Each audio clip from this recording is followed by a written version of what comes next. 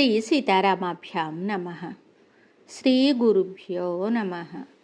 శ్రీమద్ వాల్మీకి రామాయణము అయోధ్యాకాండము 71వ సర్గము. భరతుడు రథాసీనుడై కేకైరాజ్యము నుండి బయలుదేరి పల్లెలను, కొండలను, నదులను దాటుతూ అయోధ్యను చేరుట. అతడు ఆ నగరమునందలి దుస్థితిని చూసి కలత చెందుట. మిగుల పరాక్రమశాలి అయిన ఆ భరతుడు రాజగృహ నగరము నుండి బయలుదేరి తూర్పు ముఖంగా ప్రయాణించాడు. తరువాత అతడు సుధామ నదిని దర్శించి దానిని దాటాడు. తరువాత సద్గుణ సంపన్నుడైన భరతుడు వరుసగా విశాలమైన ఆహ్లాదిని నదిని, పశ్చిమ దిశగా ప్రవహించడి శతద్రు నదమును దాటాడు. ఏలాధాన నగర సమీపమున గల శతద్రు నదమును దాటిన తరువాత అతడు అపర పర్పటములు అను ప్రదేశములకు చేరి రాళ్లను ఆకర్షించినట్టి శిలావహ నదిని దాటి అచ్చటికి ఆగ్నేయ దిశలోనున్న శల్యకర్తన నగరమునకు చేరాడు.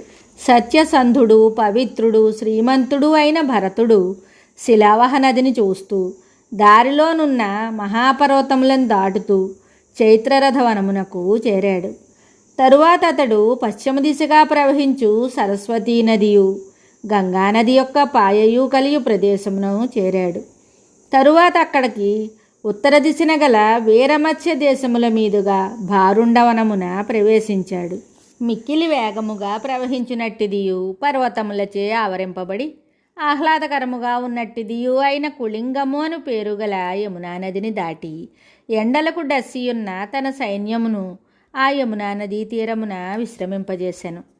ప్రయాణ శ్రమచే మిగులు అలసియున్న గుర్రములను కడిగించి వాటికి సరియగు గ్రాసమును, నీటిని సమకూర్చి చెట్ల నీడలలో వాటిని విశ్రమింపజేశాను. తరువాత ఆత్మీయులందరితో తాను స్నానపానములను ముగించుకొని ప్రయాణ సమయమున దాహము తీర్చుకొనుటకై కొంత నీటిని తీసుకుని ముందునకు సాగాను. మంగళకరుడైన రాజకుమారుడగు భరతుడు జనసంచారము లేని దుర్గమారణ్యములను సురక్షితమైన రథముపై ఆకాశమును వాయువు వలె అధిగమించి వెళ్ళెను. తరువాత అతడు అంశుధాన నగరమును చేరెను. అచ్చట తమకు అనువగు రేవు లేకుండుటచే సైన్యములతో ఆ గంగా మహానదిని దాటుట సాధ్యమని ఎరిగి వెంటనే సుప్రసిద్ధమైన రేవు పట్టణమగు ప్రాగ్వట నగరమునకు చేరెను. చతురంగ బలములతో కూడి ఉన్న ఆ భరతుడు ప్రాగ్వట నగర సమీపమున గంగానదిని దాటి కుటికోష్టికా నదిని సమీపించెను. తరువాత దానిని కూడా దాటి ధర్మవర్ధనము అను గ్రామమును చేరెను. అక్కడి నుండి భరతుడు తోరణ గ్రామమునకు దక్షిణమున గల జంబూప్రస్థ గ్రామమునకు చేరెను. తరువాత అతడు రమణీయమైన వరూధము అను ప్రసిద్ధ గ్రామమునకు చేరెను.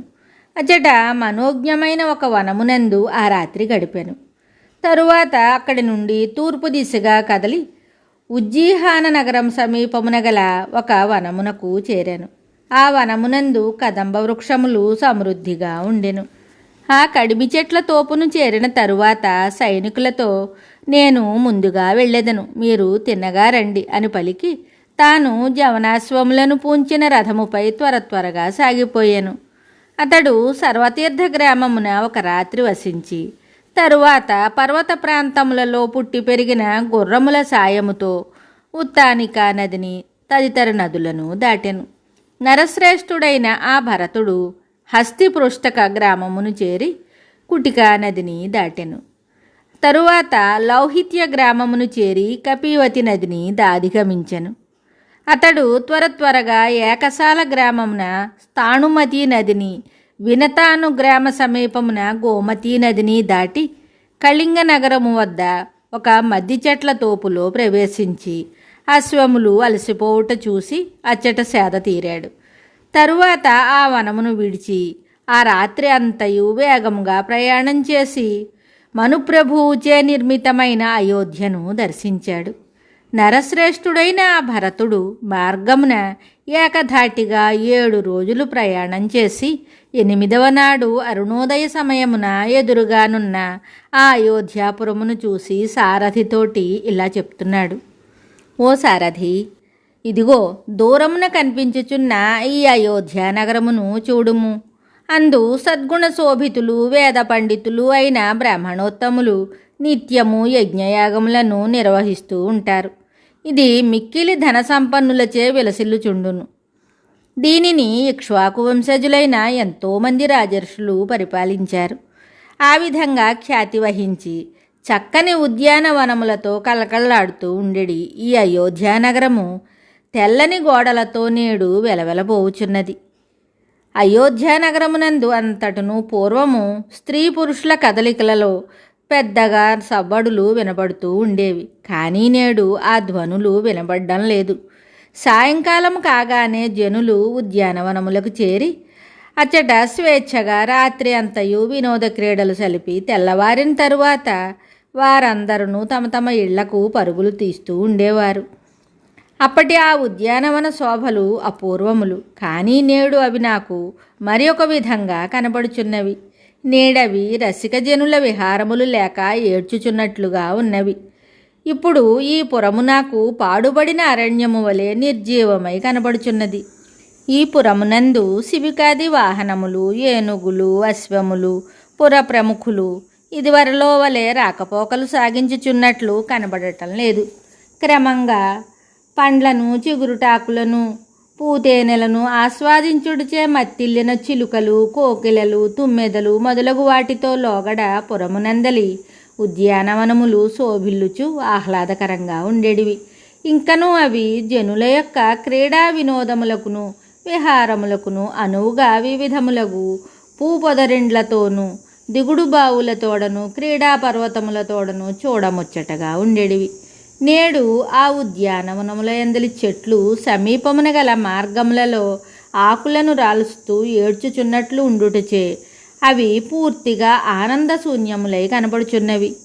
సూర్యోదయం అయినప్పటికీ ఇష్టమైన పండ్లను భుజిస్తూ మదించిన క్రీడామృగముల యొక్క సుఖశౌరికాది పక్షుల యొక్క రాగయుక్తములై అవ్యక్త మధురములగు కలకలారావములు ఏమాత్రము వినిపించుటయే లేదు.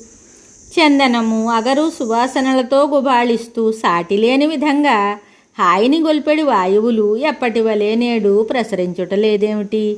కారణమేమయ్యుండును? కర్రలతో భేరీలను మ్రోగించుట వలనను, హస్తతలములతో మృదంగములను వాయించుట వలనను, వ్రేళ్లతో వీణాతంత్రులను మీటుట వలనను కలిగడి లయతో కూడిన మధురనాదములు ఇదివరలో వలె నిరంతరము వినిపించుటలేదేమిటి? చూచుట తోడనే దుఃఖమును కలిగించినవి, ఇష్టములు కానివి, అశుభ సూచకములు, క్రూరములు అయిన అపశకునములు కనిపిస్తూ ఉండుటచే నా మనస్సు మిగుల కలత చెందుచున్నది. ఓ సారథి, నా ఆత్మీయులకు ఏదైనా ఒక రీతిగా తీరని కీడు సంభవించినట్లు నాకు అనిపించుచున్నది. కారణము తెలియక ఉన్నను. నా మనస్సు మాత్రము ఎంతయూ ఖేదపడుచున్నది. భరతుడు మనస్సున ఖిన్నుడై ఉన్నాడు. అతని గుండె బరువెక్కి ఉంది. మిక్కిలి భయమునకు లోనై ఉన్నాడు. అతడు ఇంద్రియముల క్షోభకు గురి అయి ఉన్నాడు. ఇట్టి అవస్థలో అతడు ఆతురతతో ఇక్ష్వాకు ప్రభువుల రాజధాని అయిన అయోధ్యానగరమున ప్రవేశించాడు. భరతుని రథాశ్వములు అలసిపోయి ఉన్నాయి. అతడు నగరమునకు పశ్చిమ దిశ అందున్న వైజయంతము అను ద్వారమున ప్రవేశించాడు. వెంటనే అచ్చటి ద్వారపాలకులు లేచి నిలబడి భరతునకు జయ జయధ్వానములు చేశారు. తరువాత అతడు వారితోటి కలిసి వెళ్ళాడు. వ్యాకులపాటునకు లోనయ్యున్న భరతుడు తన వెంటనున్న ద్వారపాలకులను గౌరవపూర్వకముగా వెనుకకు పంపి అలసియున్న రథసారథితోటి ఇలా చెప్తున్నాడు. ఓ పుణ్యాత్ముడా, వశిష్ఠ మహర్షి ఇంత త్వరగా నన్ను ఇక్కడికి పిలిపించుటకు గల కారణం ఏమై ఉంటుంది? నా హృదయము కీడును శంకించుచున్నది. ఎన్నడును దైన్యమును ఎరగని నా స్వభావము ధైర్యమును కోల్పోవచున్నది. ఓ సారథి, మహారాజులు మరణించినప్పుడు ఏర్పడు పరిస్థితులను గురించి లోగడ నేను విని ఉన్నాను. అట్టి చిహ్నములన్నీయును ఇప్పుడు ఇక్కడ నాకు కనపడుచున్నవి. ఇచటి గృహస్థుల ఇండ్లన్నీయును శోభావిహీనములై ఉన్నవి. ముంగిళ్లను ఎవరునూ శుభ్రపరిచినట్లు లేదు. అవి అన్నీయును చూచుటకు వికారముగా ఉన్నవి. వాకిండ్లను ఎవ్వరునూ మూసివేయలేదు. ఇండ్లన్నీయును అన్ని విధములుగా కళతప్పి ఉన్నవి. ఏ ఇంటిలోనూ బలికర్మలను ఆచరించినట్లు కనబడదు. ధూప సుగంధముల వాసనలే లేవు. కుటుంబములలోని వారందరూ భోజనములను మాని కృషించినట్లున్నారు. ప్రజలందరూ అమూల్యములైన వస్తువులను కోల్పోయినట్లు దిగులుతో ఉన్నారు. దుఃఖ కారణముగా ఇక్కడి వారు తమ ఇండ్లల్లో వంటలు చేయుట మానివేశారా ఏమి? ఎప్పటి వలె దేవమందిరముల ద్వారములను ఎచ్చటను పూలమాలలతో అలంకరింపనేలేదు. వీటి ప్రాంగణములను ఊడ్చుట గాని కలాపి జల్లుట గాని జరగలేదు. ఈ దేవాలయములలో జనులెవ్వరూ కనబడటం లేదు. ఇవి అన్నీయును పూర్వశోభను కోల్పోయి ఉన్నవి. దేవపూజలు అడుగంటినట్లున్నవి. అట్లే యజ్ఞసభలు జరుగుచున్నట్లు లేవు. పూల అంగళ్లలో పువ్వులు గాని దండలు గాని కనిపించుటలేదు. వర్తకులు పూర్వము వలె ఉత్సాహవంతులై కనబడటం లేదు. వ్యాపారములలో నష్టముల పాలై దెబ్బతిన్న వారి వలె తీరని విచారములో మునిగి ఉన్నట్లున్నారు. దేవాలయముల యందును చైత్యముల యందును గల పక్షులన్నీయును దిగులుతోనున్నవి. పురమునందలి స్త్రీ పురుషులందరూ మలిన వస్త్రములను ధరించి కన్నీరు కారుస్తున్నారు. వీరు అందరూ దీనవదనులై చింతాక్రాంతులై కృషించి ఎవరి కొరకో ఎదురు చూస్తున్నట్లు ఉన్నారు. అయోధ్యలో అపశకునములను చూసిన భరతుడు మిగుల కలత చెందిన మనస్సు కలవాడై సూతునితో ఇట్లు పలికిన తరువాత రాజభవనమునకు చేరాడు. అయోధ్యానగరము ఎల్లప్పుడూ దేవేంద్రుని రాజధాని అయిన అమరావతి వలె వైభవముతో విలసిల్లుచుండెడిది. నేడు అందలి వీధుల కూడళ్ళు, ఇండ్లు, రాజమార్గములు జనశూన్యములై ఉన్నవి. గృహద్వారములన్నీయును దుమ్ము కొట్టుకుని ఎర్రబారి ఉన్నవి. ఈ విధముగా కళాకాంతులు తప్పియున్న అయోధ్యను చూసి భరతుడు పూర్తిగా దుఃఖమున మునిగాడు. భరతుడు తాను ఇదివరకు అయోధ్యలో ఎన్నడును కని విని ఎరుగని అప్రియ దృశ్యములను, అశుభ సూచకములైన శకునములను చూశాడు.